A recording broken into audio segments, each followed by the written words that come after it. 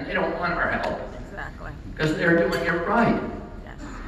And so we have a doctor with the worst track record, a doctor who came in 1984 or 68 when 6% of the American public had chronic disease, which he's supposed to prevent, allergic immune diseases, autoimmune diseases, which he's supposed to prevent. And today, under his watch, 54% of our children have those diseases. He has failed upward his entire career.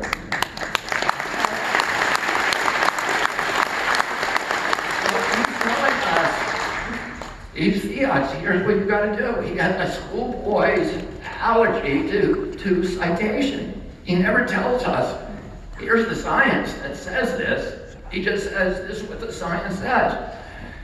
And one day the science says, masks don't work, and 2 months later it says, strap on 2 of them. There's no science cited. Lockdowns work, no science. And then all of my colleagues in the Democratic Party are saying, well, we got to trust the experts. But that, trusting the experts is a function of religion, not science.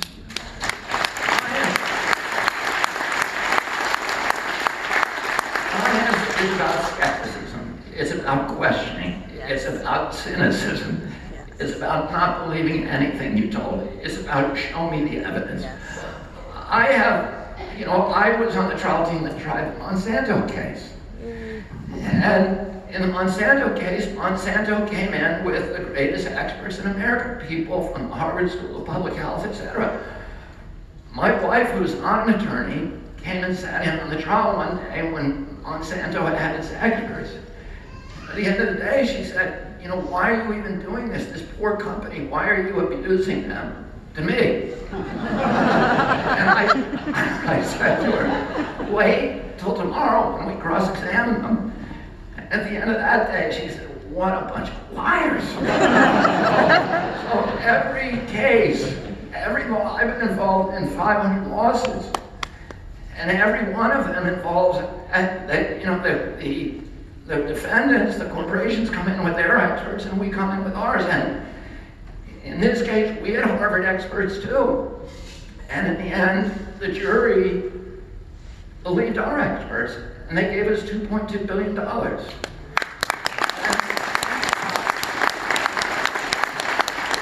so this idea that you trust the experts is an oxymoron. There's no such thing. Every major medical theory, whether it's heliocentrism or evolution, it started out as a minority position that was ridiculed and gaslighted and laughed at and marginalized, and then it was accepted as fact.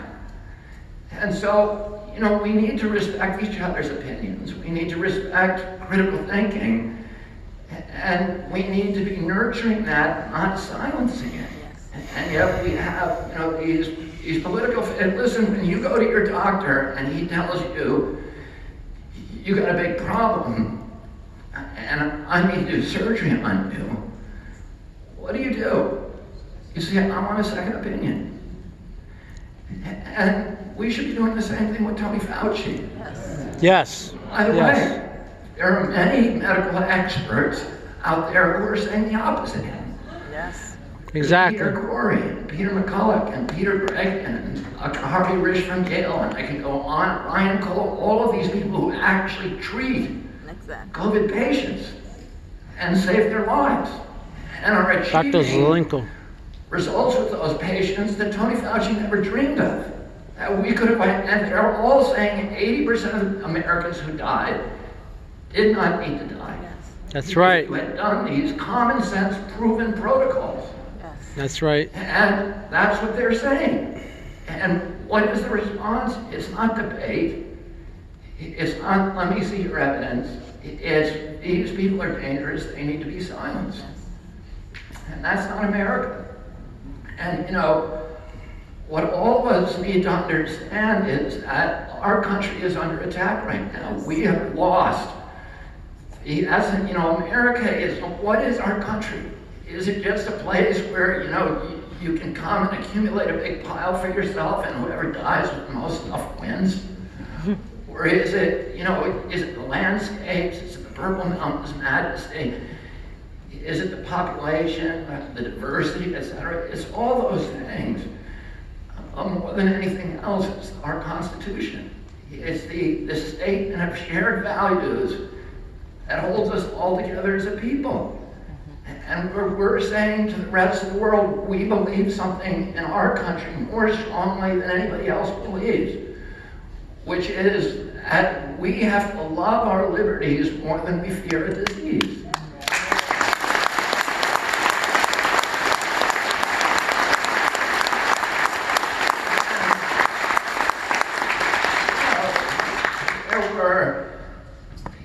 What I tell my children, who sometimes question me, I've said to them, because they hear CNN all the time and they read the New York Times, and they say, well, this is going to kill people, and I say to them, there's a lot worse things than dying. Yes.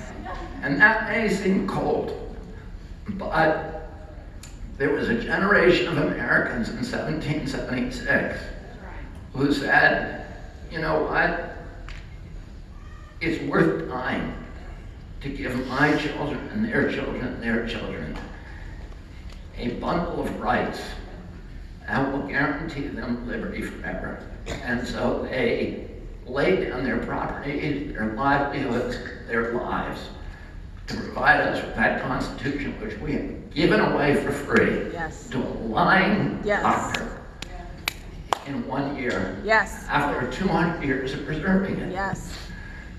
And, we need to understand that these are things that we need to be fighting for right now. And that, I've told people for many, many years, people have come to me, famous actors and athletes, and said, I don't want to challenge the vaccine protocol because it's going to destroy my career in doctors. And I've always said to them, well, there's ways to work around it, to be part of the battle, without sacrificing your livelihoods. But the time has come now where we all have to stand up. And we all have to be committing civil disobedience every single day, peacefully. And if that means when you see somebody with a baby walking by you, you tell them, don't give a COVID vaccine to that baby, because that baby has no chance of dying of COVID. And they have a big chance of getting injured from that vaccine. And we provide cards that talk about the facts, it's CHD, and you can get those, you can hang them out, you can put them in restrooms, you can put them on bulletin boards. You can tell your doctor to his face, show me the evidence. You can be confrontational with people. You can be gentle, you can say what you mean without saying it mean. You need to start talking back. Yes. And you need to start talking up. And the more people that do that, you know what? There's a lot of converts coming over to our side. There's no converts going over to their side. That's right.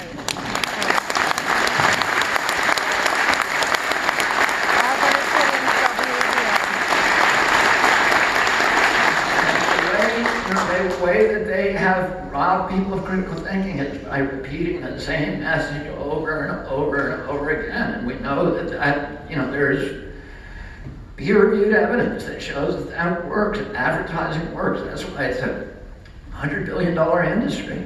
If you repeat a message, no matter how ridiculous it is, again and again, people begin to believe it. The way that you shatter that paradigm out of orthodoxy is by repeating the opposite message, the truth, and letting somebody hear that when they're out on their morning walk. They're walking their baby in the stroller through the grocery store. When they, when they're in the doctor's office, listening to the doctor fire you while you talk back to him, and making trouble everywhere you go, and standing up, and because people are going to hear you, and then they may not convert at that point. They hear that 2 or 3 times, and they're going to say, maybe I ought to look into this. You know what happens when you start looking into this? It's down the rabbit hole, and you're like, holy crap, I can't believe what they did to us. So, Anyway, I want to again, thank all of you. We are fighting now this is the American Revolution all over again. Yes. It Yes. started out with a small group of people, and it wasn't just a revolution where people gave their lives for this country. In the Civil War, 669,000 people died to preserve our nation. And they gave up their lives with great bravery, and we need to now be willing to give up something, to make sacrifices, and to win this battle against these elites and these globalists who are trying to take away everything that is meaningful to us, our freedom, our pride in our country. And, I can say to you, I'm very proud to be in this room with all of you. What the Milgram experiment showed, that 67% of the people in this country, their neighbors, good Americans, will allow their conscience to be overridden, will trample their own values if they're told to do so by a voice of authority, and particularly by a doctor and a medical code. And the people, that 67%, that means 34 to 33% didn't do that. And the 33% that didn't are the people sitting in this room.